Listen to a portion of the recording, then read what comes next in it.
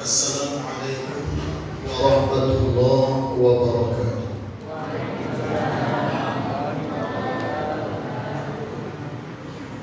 Alhamdulillah, nahmaduhu wa nasta'inuhu wa nastaghfiruh wa na'udzu billahi min shururi anfusina wa min sayyiati a'malina.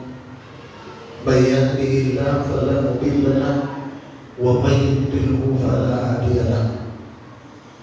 Nashhadu an la ilaha illallah wahdahu la syarika lahu al-malikul haqqul mubin wa nashhadu anna sayyidina Muhammadan abduhu wa rasuluh al-mab'uts rahmatan lil alamin wa khatamun nabiyyin wal mursalin.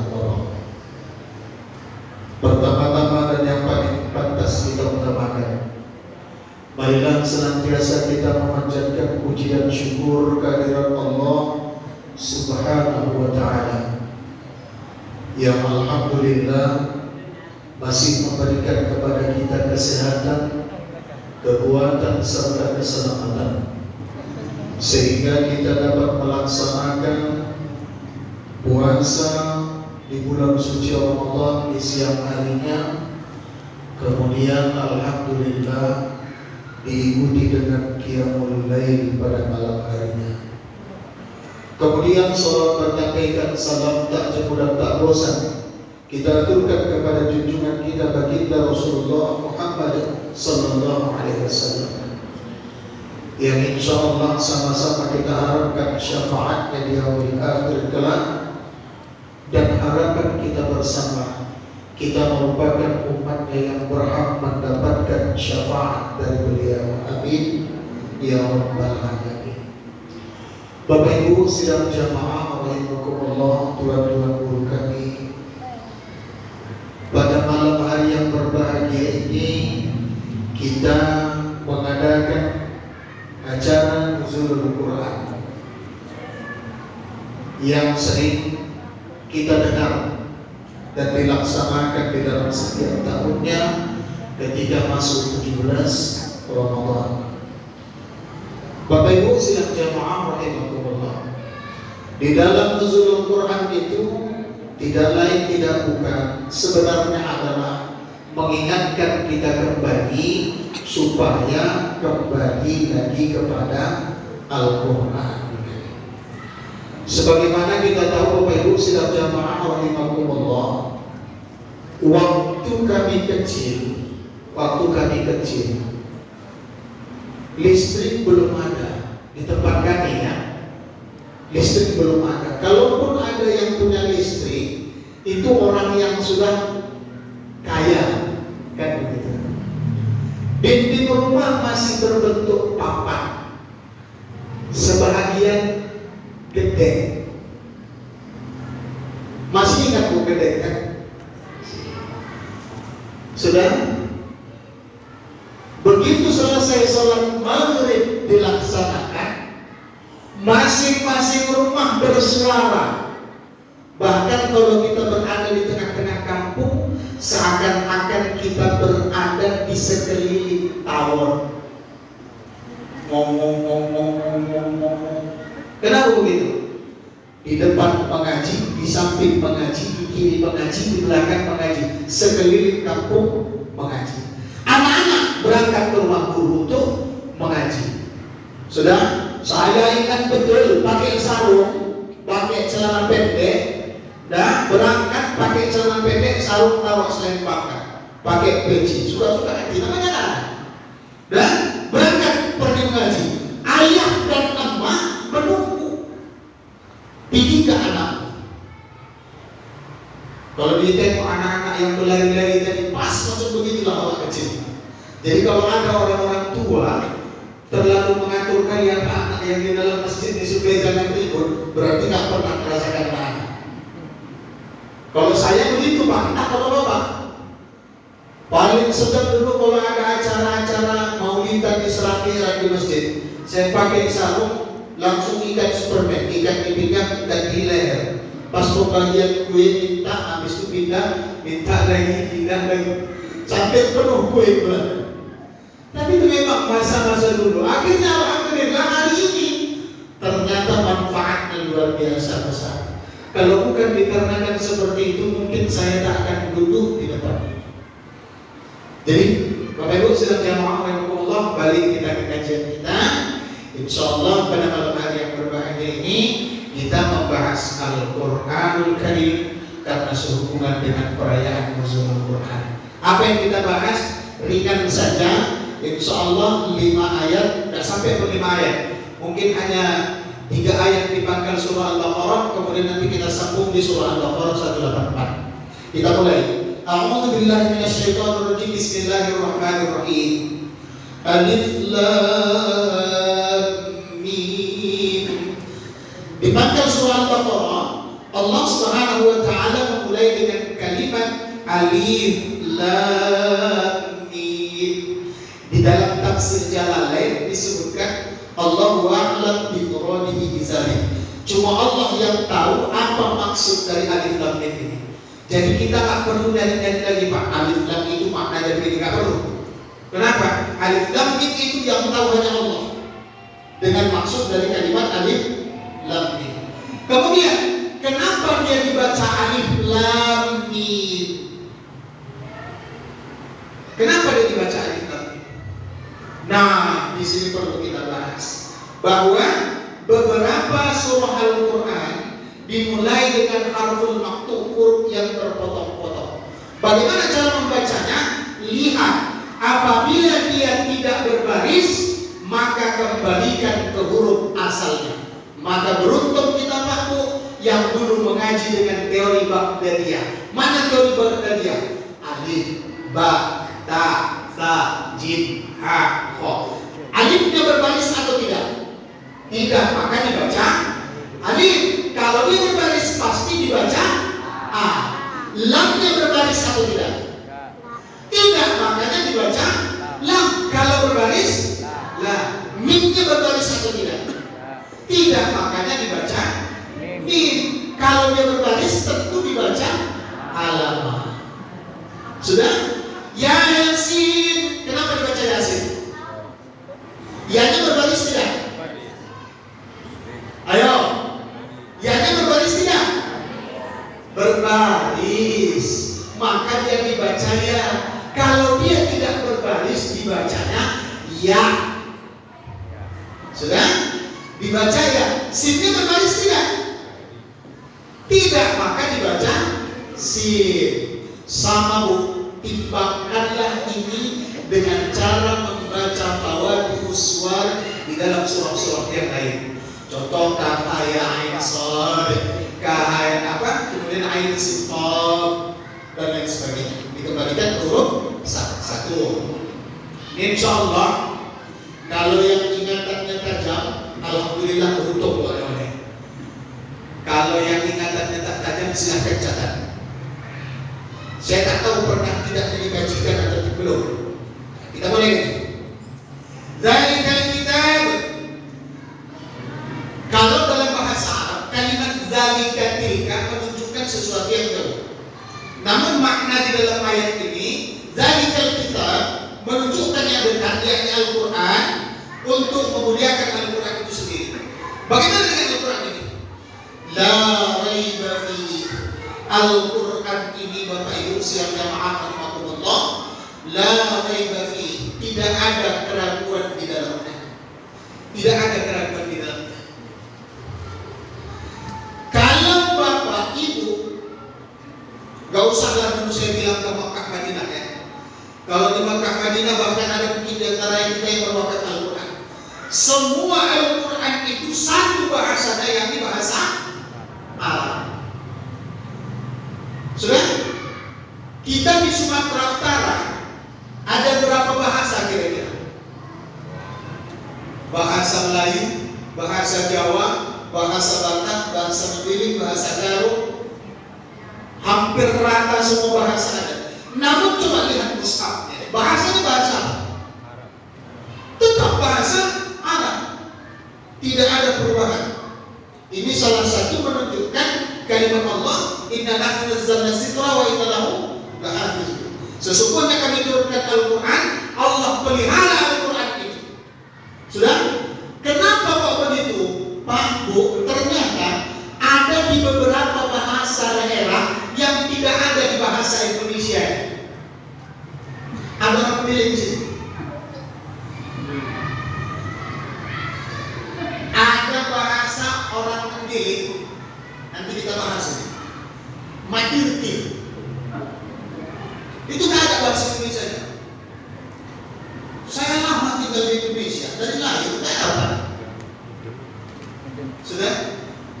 Kalaupun ada penerjemahannya, tak sesuai lagi dengan nada. Contoh, onde mande. Kalau kita ucapkannya pakai bahasa Minang, demande, ada tekanan. Tapi kalau diterjemahkan ke bahasa Indonesia, dan lain aja. Termasuk salah satunya ciri kemuliaan Al-Quran Karim. La raiba fi, tidak ada keraguan di dalam Al-Quran ini. Tujuannya untuk apa Allah turunkan Al-Quran? Dia hudan lil muttaqin, petunjuk bagi orang-orang yang pertama, petunjuk bagi orang-orang yang bertakwa. Yang kedua, petunjuk bagi orang-orang yang mau mengejar takwa. Pertama, petunjuk bagi orang yang bertakwa. Yang kedua, petunjuk bagi orang yang mengejar takwa. Siapa mereka orang yang bertakwa? Atau siapa mereka orang yang mengejar ketakwaan ini? Disebutkan di dalam ayat yang selanjutnya. Alladzina yu'minuna bil ghaib. Mereka beriman kepada yang ghaib. Di dalam tafsirnya dijelaskan Pak. Bima ba'akum minal ba'si wal jannati wan nar. Yang dimaksudkan ghaib di sini adalah seumpama hari kebangkitan. Gak ada satu orang pun di antara kita yang tahu kapan hari berbangkit itu. Sudah? Kemudian bagaimana keadaan surga? Bagaimana keadaan neraka? Sampai sekarang belum ada yang tahu. Atau ada yang tahu Pak? Tidak ada. Sudah? Cuma kalau kita dengar dari hadis Rasul ada penjelasan Ustaz kita pahami kan begitu. Namun kalau untuk melihat sesuatu langsung belum. Sudah? Yang pertama. Jadi ghaib di sini bukan ghaib bahasa kita. Kadang-kadang kan bahasa kita ini kadang-kadang terlalu kan. Hati-hati pilihan kalau malam udah lewat di atas jam 11 lewat TV Payaroba. Kenapa? Sering muncul makhluk boy. Tidak, bukan itu yang dimaksud ghaib di sini. Sudah? Kemudian yang selanjutnya. Wa yuqimunas shalah. Mereka yang mendirikan sholat. Ini kita bahas. Yang dimaksud mendirikan sholat di sini di dalam tafsir dijelaskan. Ya'tuna biha bihuquqiha. Mereka melaksanakan sholat itu dengan meletakkan hak-hak sholat ketika sholat. Ada rupanya hak sholat. Ada. Hak sholat ada dua. Pertama hak sholat secara zahir. Yang kedua hak sholat secara batin. Kita bahas. Main hak sholat secara zahir. Kasyurut wal arkan wal adab. Syarat rukun adab. Sholat harus ada rukun, harus ada syarat, harus lengkap syarat, kemudian harus beradab. Kita bahas. Yang pertama syarat. Salah satu syarat melaksanakan sholat adalah sholat itu mesti masuk waktu. Jangan kita sholat maghrib di waktu isya, jangan kita sholat isya di waktu maghrib, begitu juga sholat zuhur di waktu asar, asar di waktu zuhur, kecuali bagi orang yang musafir.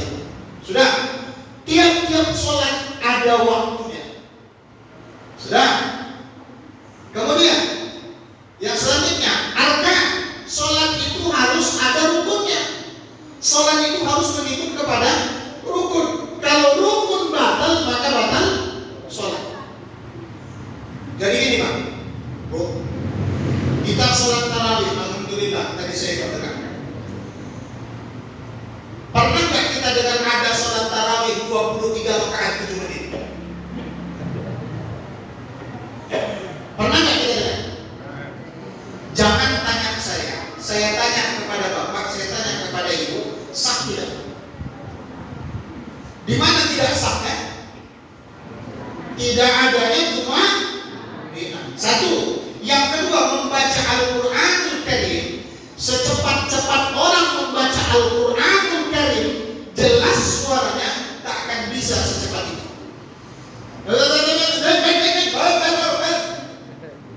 Seperti anjing gua. Sudah. Jadi sholat itu muftatahatun bitakbir wa muftatahatun bitaslim. Dimulai dengan takbir, Allahu Akbar. Kemudian muftatahatun bitaslim, ditutup dengan salam. Assalamualaikum warahmatullahi. Assalamualaikum warahmatullahi.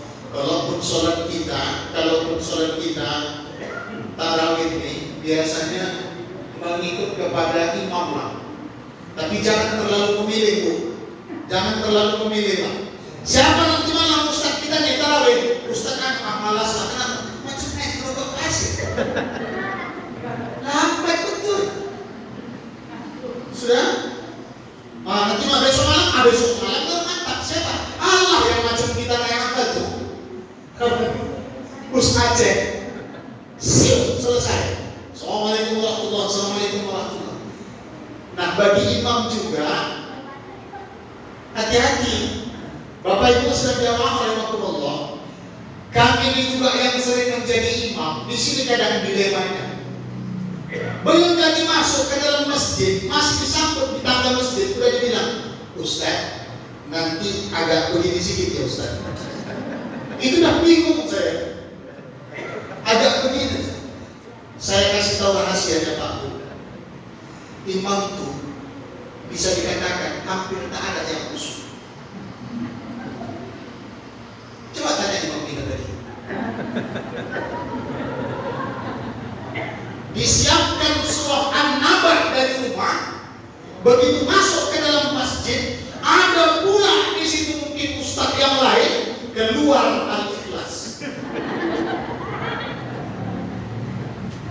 Sudah, makanya jadi imam itu Pak, gak mudah, jangan sila. Makanya disyaratkan dalam Islam menjadi imam itu bagaimana? Yang pertama, yang faqih. Siapa yang faqih? Orang yang mengerti hukum fikih. Supaya tahu dia bercebok, maka tak boleh diambil imam orang buta. Maaf, kenapa? Orang buta itu ceboknya gimana?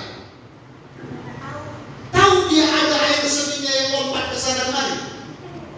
Nggak tahu. Maka najis di badannya pun dia tak tahu.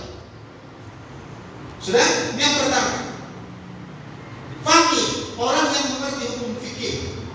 Sudah? Yang kedua, yang fasih, yang paling baik bacaannya.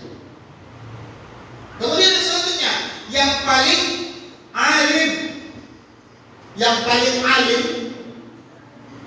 wara', yang paling tawadhu. Baru kemudian yang bagaimana? Yang selanjutnya baru yang paling banyak hafalannya. Ustaz, ada dua imam sama ini, sama fakihnya, sama warahnya, sama fasihnya, kemudian sama hafalannya. Maka dicari di antara dua ini yang mana sudah berumah tangga. Ternyata ada itu. Imam yang masih lajang dengan imam yang sudah berumah tangga itu beda langgamnya dulu. Jangan silap. Beda langgamnya. Sudah? Kemudian setelah itu sama-sama sudah berumah tangga Ustaz. Waduh. Iya bukan. Maka pilih mana yang paling panjang janggutnya. Jangan sembarangan, janggut itu sunnah. Mencari kesempurnaan seorang imam. Sudah sama panjang janggutnya Ustaz. Maka panggillah mama. Ayo Bu, pergi ke rumah masing-masing. Coba lihat istri siapa yang paling cantik. Sampai seperti itu Ustaz. Sampai seperti itu jika ada dua imam yang sama kualitasnya. Cuma kalau di tempat kita ini, ya, yang ada jalan. Makanya berharap betul saya Bapak Ibu sidang jamaah rahimakumullah. Dari luar tadi saya dengar ini Bilal tarawih tadi insyaallah beberapa tahun yang akan datang bakal dia jadi imam. Karena kalau diharapkan lagi yang tua-tua nih, dapat ya. Kita nih pun Pak yang tua-tua nih agak-agak sadar sedikit. Jadi bukan di sini Pak ya. Saya mengingatkan yang lain. Sudah? Maaf kata. Yang bacaannya berselema ya Allah ya Rabbi ya Karim. Dipaksakannya betul jadi imam. Tak boleh. Salah, batal sholat. Sudah? Jadi kalau kepingin kali menjadi imam, musyawarahkan untuk menjadi imam sholat zuhur dengan asar. Yang benar cuma Allahu Akbar, sami Allahu liman hamidah. Kalau itu juga salah makhrajnya, entahlah. Sudah? Baik, kita kembali ke Al-Quran. Syarat rukun yang kedua tadi rukun. Baru yang ketiga adab. Ini Bapak Ibu sekalian jamaah Allah. Adab. Coba kita perhatikan. Termasuk salah satu syarat dalam melaksanakan sholat adalah satrul aurat, menutup aurat. Aurat perempuan mana? Seluruh tubuh terkecuali wajah dan telapak. Ini telapak tangan. Kalau ini punggung tangan, ini aurat. Sudah? Nih tadi. Ini masih dalam golongan wajah, bukan leher, karena leher di sini. Ini masih dalam golongan aurat. Sudah? Aurat laki-laki, aurat perempuan antara seluruh tubuh terkecuali wajah dan telapak tangan. Aurat laki-laki mana? Antara pusat dan diundanglah saya ceramah nuzul Quran ini malam. Karena tak sempat saya mengejarkan waktu. Saya ambil sarung saya pakai lobe, saya pakai setan, tak pakai baju. Ikut saya sholat. Salah tidak? Salah tidak? Saya sudah menutup aurat. Sudah? Oh betul, aurat tertutup tapi tidak tampak ya? Sudah? Kemudian kalau sholat hendaklah pakai pakaian yang tidak menimbulkan keingintahuan orang di belakang kita. Kan ada baju model koran. Begitu kawan mengangkat takbir Allahu Akbar,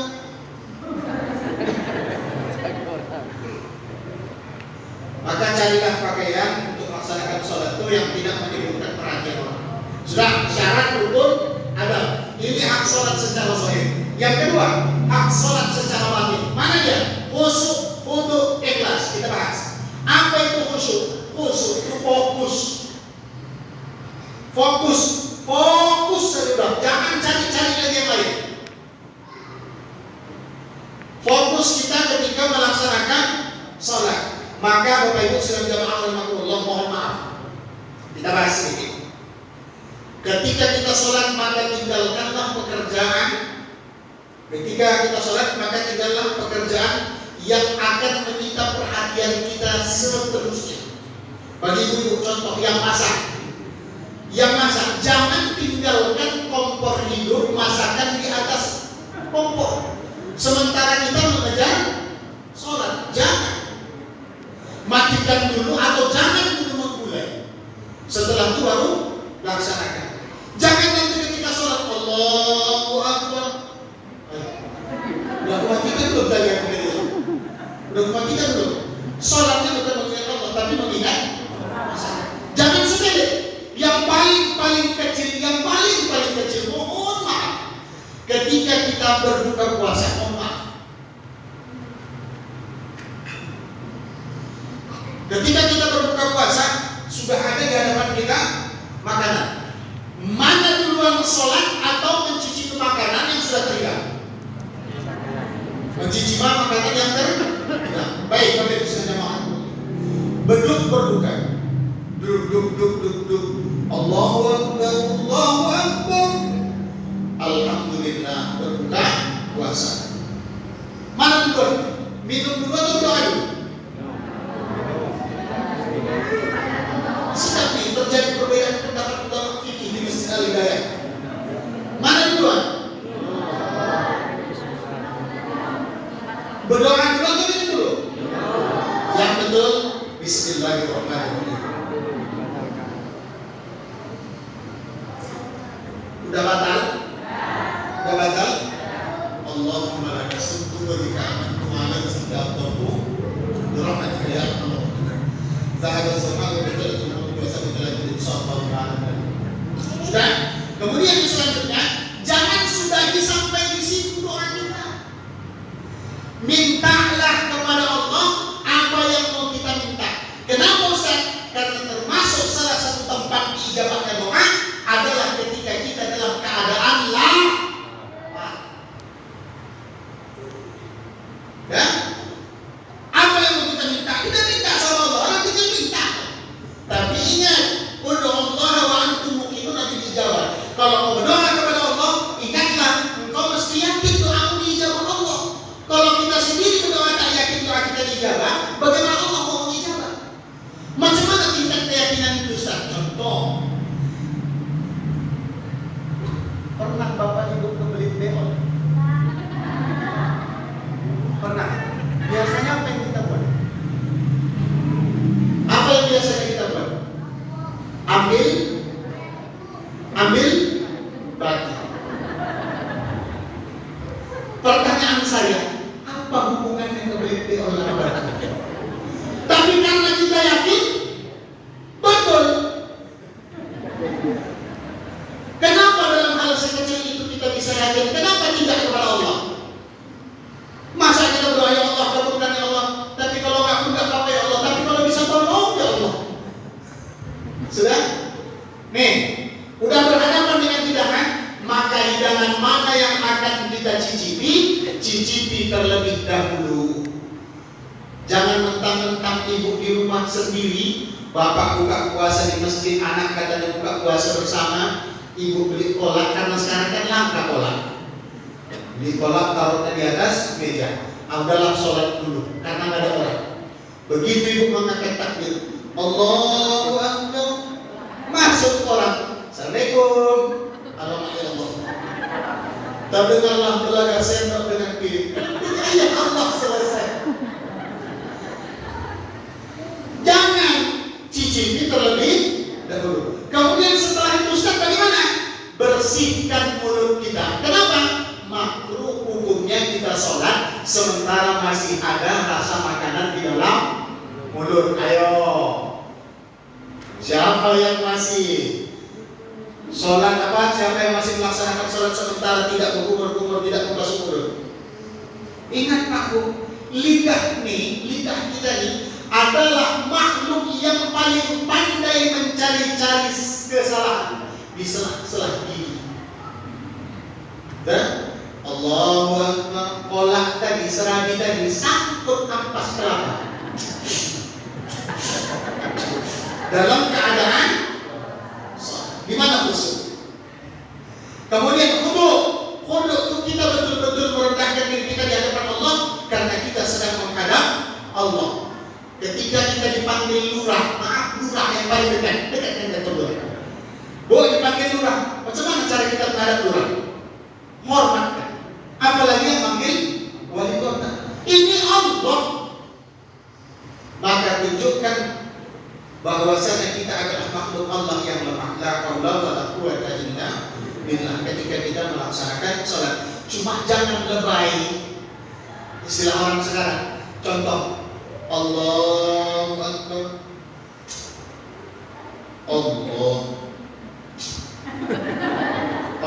Kan ada orang sholat ini, gak kena, belum duduk lagi. Ada apa? Sudah? Baru yang terakhir ikhlas sholat. Jangan ada paksaan. Sholat ini memang harus dipaksa, tak bisa tidak. Kalau bapak tak mau sholat, kalau tak dipaksa untuk memulai sholat, tak bisa. Sama dengan orang merokok. Kalau mau berhenti merokok, apa kata orang merokok? Tidak bisa merokok, berhenti merokok. Siapa bilang tak bisa berhenti merokok? Puasa 30 hari, merokok rupanya dari siang hari. Yang merokok takut nagilan sama Allah. Kenapa malah enggak? Saya dulu perokok, Pak. Sudah? Enggak ada alasan. Berhenti aja kalau mau berhenti.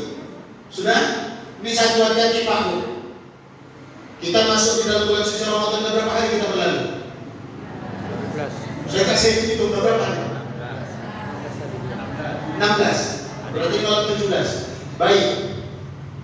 Idza jawala syahr Ramadan, apabila masuk bulan suci Ramadan, futihat abwaabus sama', Allah buka pintu-pintu langit. Maknanya Allah buka pintu-pintu langit adalah tempat kita di bulan Ramadan ini ketika kita menajamkan doa, kemungkinan diijabah Allah itu besar. Itu makna futihat abwaabus sama', Allah buka pintu-pintu langit. Yang kedua, wa ghuliqat abwaabul jahannam, dan Allah tutup pintu-pintu neraka jahannam. Sudah. Yang ketiga, wa sulsilatis syayatin, Allah belenggu setan-setan. Ini bagus, hati-hati. Di bulan Ramadan ini Allah belenggu setan-setan. Yang jadi masalah, yang dibelenggu Allah itu setan betulan.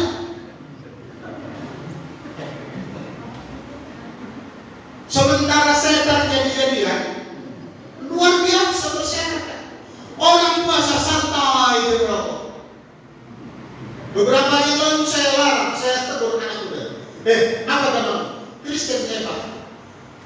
Jadi mentang-mentang agama Kristen suka-suka minum makan minum depan orang yang berpuasa. Katanya kita saling harga menghargai. Ayolah hargai. Silahkan makan minum merokok dan lain sebagainya di tempatnya. Jangan buat depan umum. Udah tahu deh bapak-bapak ini payah dengan orang rokok. Dan orang yang merokok dan orang merokok itu kayak mana? Sudah? Jangan begitu saya. Tapi saya tak yakin kalau dia Kristen. Sudah? Kemudian makan minum dengan sengaja di depan orang yang berpuasa. Ingat Bapak Ibu sedang jamaah rahmatullah. Ketika nanti di hadapan Allah dipanggillah orang-orang yang tidak berpuasa tadi. Kenapa kalian belum tak puasa di atas dunia? Macam mana ya Allah mau puasa? Kami digoda sama setan. Apa kata setan? Maaf, enak aja kok. Aku itu cuma menggoda kau dengan puasa. Yang membuatkan kau. Parahnya lagi, udah kau buat makan minum di depan orang yang puasa lagi. Maka kata setan, biar kau tahu, setannya setan tak pernah makan minum di depan orang yang berpuasa. Betul nggak? Berarti kalau ada orang yang katanya Islam tidak puasa, makan minum merokok di depan orang yang berpuasa, apalah namanya?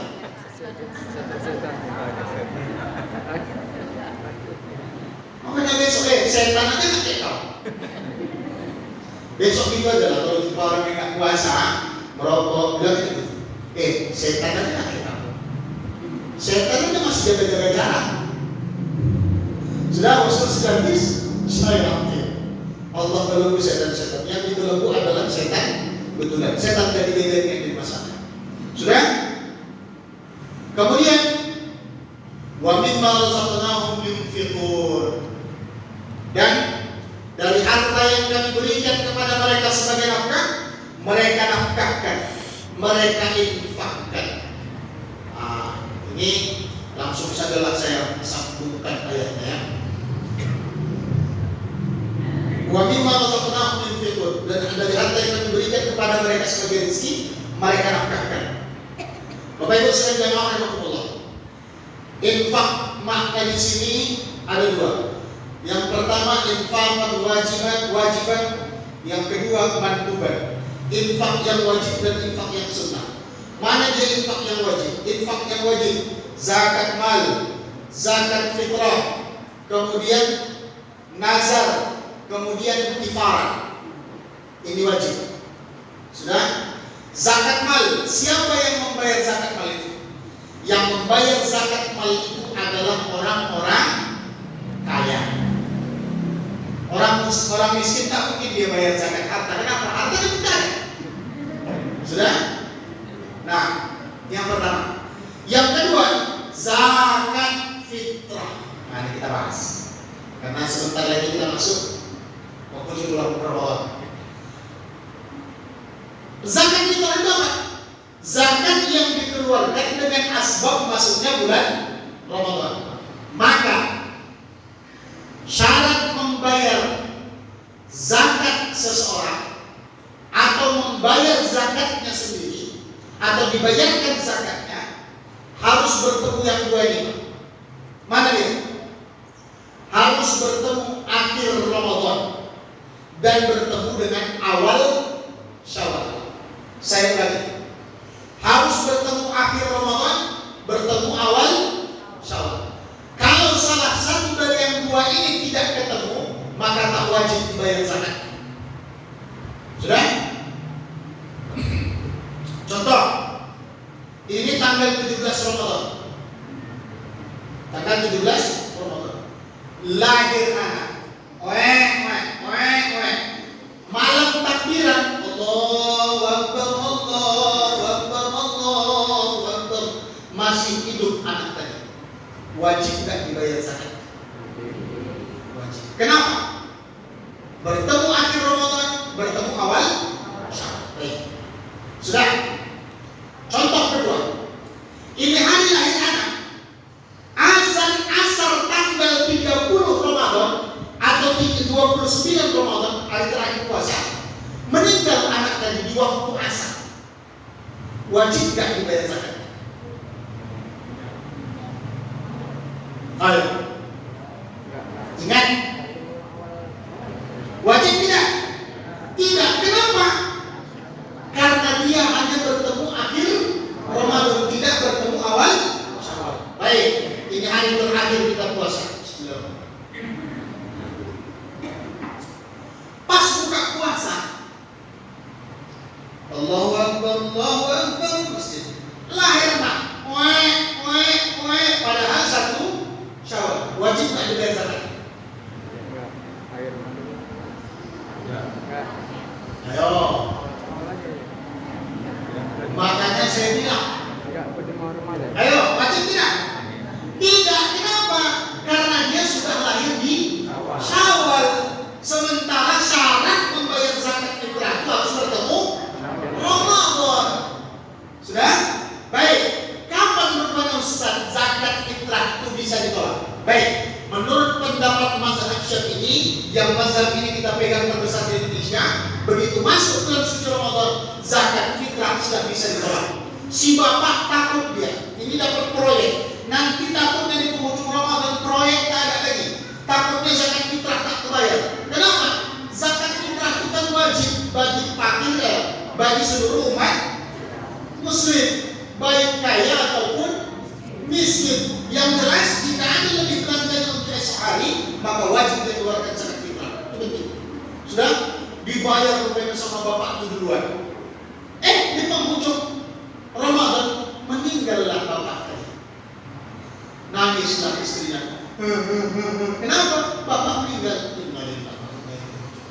Jadi kenapa kok ibu sedih kali? Bingung saya Ustaz masalah zakat yang sudah dibayar.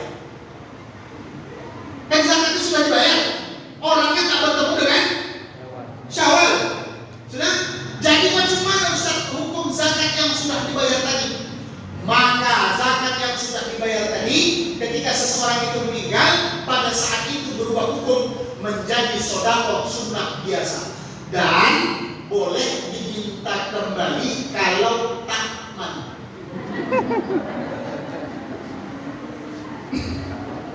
Sudah? Pahami Pak Bu ya? Baik. Kemudian berapa ukurannya? Ukurannya 2,7 kg. Bapak Ibu perlu sama kita pahami. Ukuran-ukuran yang ditetapkan itu adalah jumlah minimal atau jumlah yang paling sedikit. Lebih silahkan, kurang jangan. Ditimbang 3 kilo, sayang 3 orang lagi. Tidak begitu. Sudah? Tidak begitu. Jadi apalagi kalau ibu sampai bilang, ayo Pak, rawat kemana? Sampai masjid. Kira betul mau numpang sholat di masjid. Rupanya tengok papan pengumuman. Zakat di mana yang paling murah? Jangan. Sudah? Baik. Selesai masalah zakat. Nah, kemudian selanjutnya saya jawab oleh Allah. Kapankah waktu membayar zakat? Pendapat yang utama adalah sebelum khatib turun dari atas mimbar. Sudah. Kemudian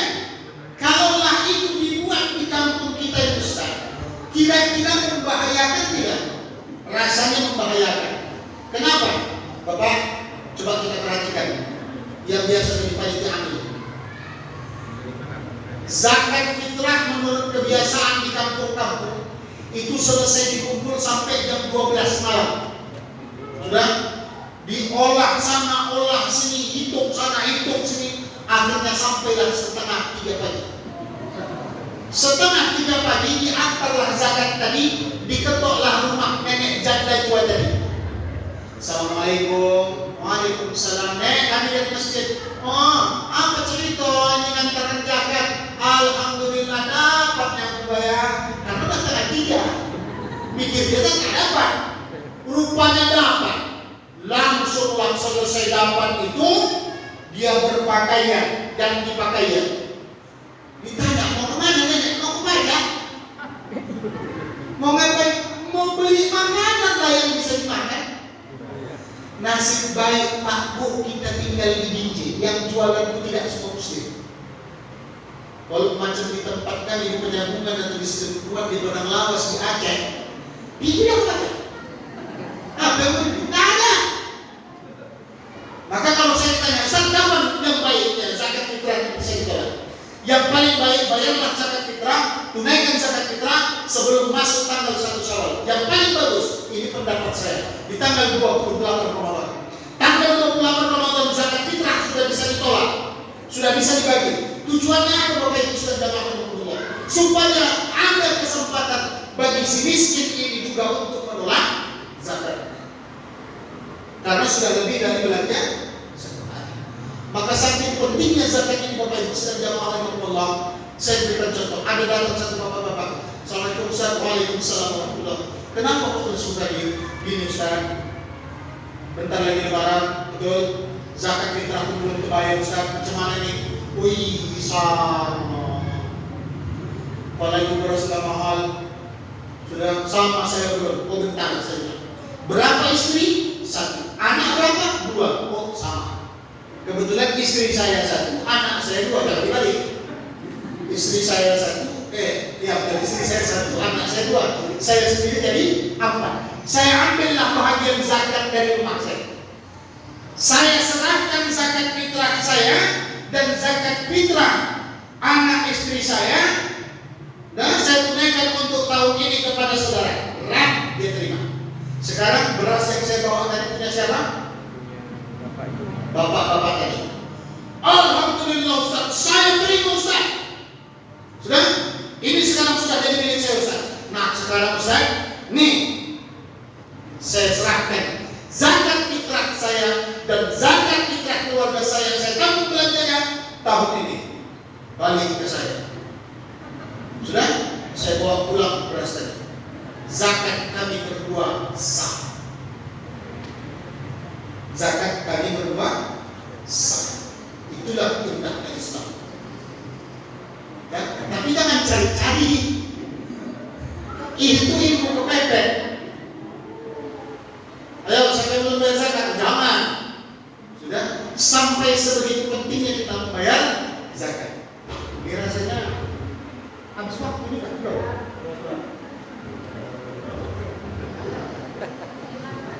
Lagi waktu.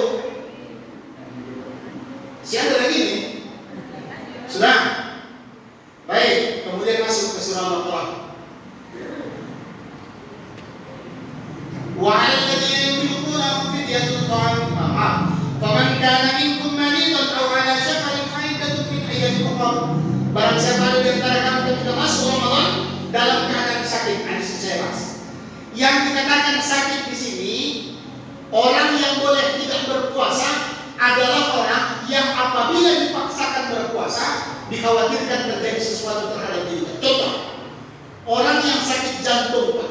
Orang yang sakit jantung, walaupun dia dalam keadaan berpuasa, tiba-tiba umat jantungnya segera harus mendapatkan obat, maka pada saat itu wajib bagi dia untuk membatalkan puasa. Jangan bilang tanggung Pak, tanggung Bu, tanggung. Jangan. Meninggal. Sudah? Ada lagi. Ada penyakit, ini yang saya bilang tadi, penyakit orang berdiri. Ada satu penyakit di sana, di berdiri, namanya tangkulapau. Nah, tangkulapau itu sakitnya begini Pak, itu biasa karena lambung gitu. tiba-tiba lemas, gemetar, udah nggak bisa apa-apa. Obatnya sederhana, kasih minum air putih yang agak panas, hangat tapi agak panas, kemudian suapkan sesuap nasi. Walaupun seteguk dan sesuap, kan batal puasa. Nah, ini dia contoh orang yang boleh tidak berpuasa. Lain dari itu, kenapa ibu tak puasa? Tekilir tadi Ustaz. Nah, ada. Sedang tekilir tadi, jauh betul, kaki yang tekilir, mulut yang tenang, kan jauh. Sedang, kemudian yang selanjutnya, orang-orang yang musafir. Nah, nih, musafir ini kalau kita baca di kitab-kitab fikih, Pak, yang paling jauh jaraknya menurut mazhab Imam Syafi'i itu kurang lebih 90 km. Medan, Tanah Lapang Merdeka Medan, kantor pos, itu sampai Batu 100 Pangkalan Susu, itu pas 100 kilo. Pas 100 km, Batu 100 Pangkalan Susu. Menurut hukum, boleh tidak berpuasa kalau dari Tanah Lapang Merdeka Medan ke Batu 100. Menurut hukum. Kenapa? Hukum itu lahir zaman dulu, di mana zaman itu tak ada kendaraan macam sekarang. Sekarang ya Allah, macam mana mau terasa panas matahari? Yang tidak yang kita naik di Novaregon terasa atau tidak panas matahari? Sudah? Dulu Pak, Bu, Medan Jakarta, gak ada kendaraan lain kecuali naik bus. Apa nama busnya Pak Bu? Yang pertama kali membuka trayek Medan Jakarta. Ada ingat? Bukan. Nama bus yang pertama sekali membuka trayek Medan Jakarta namanya Sibual-Bual. Kalau RS baru 70. Sudah namanya Sibual. Sejarah ini Pak. Sudah perjalanannya 2 minggu lebih. Sudah berangkat dari kota Medan orang bentuk sampai di Jakarta Allah. Tak ada maka, tak ada beda antara manusia dengan lembu. Kenapa? Mogok sorong rame-rame, kelumpur dan lain sebagainya. Seperti itu perjalanan. Maka pantaslah musafir itu boleh tidak berpuasa. Lah kalau sekarang Medan Jakarta Pak, dari Kuala Namu sampai ke Soekarno Hatta paling lama 2 jam 15 menit. Sudah? Kan 2 jam 15 menit yang paling lama. Tak terasa panas matahari. Namun walaupun begitu yang namanya hukum adalah hukum. Kalau memang memberatkan bagi kita boleh tidak berpuasa. Namun perlu juga kita perlu juga kita pikirkan masih sanggup atau tidak kita laksanakan. Sudah baik. Kemudian wa 'alal ladzina yutiqunahu fidyatun ta'amu miskin, dan atas orang-orang yang berat menjalankan puasa tadi maka boleh diganti dengan fidyah. Siapa mereka yang boleh mengganti puasanya dengan fidyah? Saya jelaskan. Pertama, orang yang uzur, yang sudah tidak sanggup lagi berpuasa. Jangankan mengganti puasa pada hari yang akan datang, hari ini saja dia sudah tak sanggup berpuasa, maka orang ini boleh digantikan puasanya dengan fidyah. Yang kedua, orang yang sakit yang menurut akal sehat sudah tidak mungkin lagi dapat disembuhkan sakit, sehingga kita Pak Bu jiran tetangga yang datang menengok, ya Allah berdoa, ya Allah lebih baik segera kau cabut, kalau lebih baik segera kau panggil dia, lebih baik segera kau cabut nyawanya dibandingkan dia dalam keadaan sakit dan menderita. Sampai seperti itu Pak. Maka orang yang sakit ini boleh digantikan puasanya dengan fidyah. Sudah? 2. Yang ketiga, wanita yang hamil dan wanita yang menyusui. Yang bagaimana? Wanita yang hamil atau wanita yang menyusui ini ada 2 macam. Ditanya dia, kenapa engkau tak puasa? Kenapa tak puasa? Lemas sekali kurasa Ustaz puasa. Lemas sekali kurasa puasa. Kenapa? Lagi hamil atau menyusui. Kalau puasa dikarenakan asbab dirinya, maka dia hanya disuruh mengganti puasanya pada hari yang akan datang. Paham ya? Yang wanita yang kedua ditanya, kenapa engkau tak puasa? Ustaz, 10 tahun kami berumah tangga Ustaz, baru ini lengket Ustaz. Baru? Jadi saya khawatir kalau saya puasa terjadi sesuatu terhadap jadi. Beda kan Bu? Beda kan? Ini kan ibu-ibu nih Pak. Tapi bapak-bapak itu harus paham ini. Beda masalahnya kan? Kalau tadi karena dirinya yang tak sanggup. Kalau ini terjadi kekhawatiran terhadap janinnya atau anak yang disusukannya, maka wanita ini dikenakan 2 hal. Mana dia? Pertama, dia ganti puasanya pada hari yang akan datang. Yang kedua, bayar fidyah. Sudah? Muncul masalah Ustaz. Kenapa masalah? Hari ini ambil dia. Alhamdulillah. Tentu tahun depan nyusui. Udah begitu dapat tahun lagi, ambil lagi. Dapat tahun menyusui lagi. Tahun berikutnya ambil lagi, tahun depannya menyusui lagi. Jangan kita marah.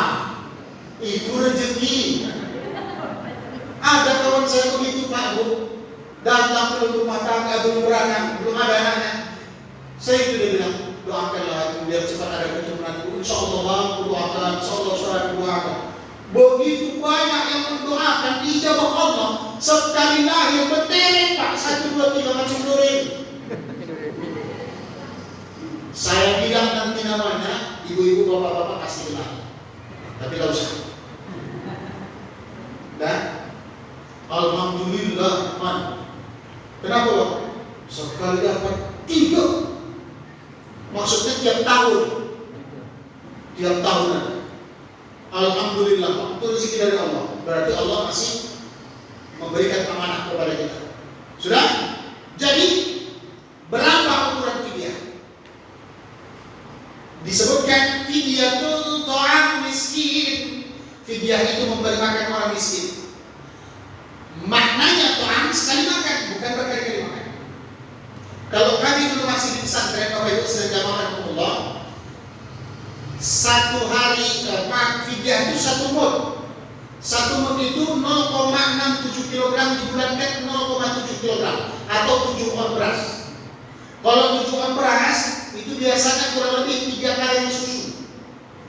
Jadi kami di pesantren dulu, yang 1 mud dimasak, yang 1 mud bisa ditukar gulai, yang 1 mud lagi bisa disimpan. Karena seminimal-minimal orang memakan nasi belum apa makan orang. Seminimal-minimal kita makan nasinya itu lauknya apa? Telur ya? Masih jauh beruntung.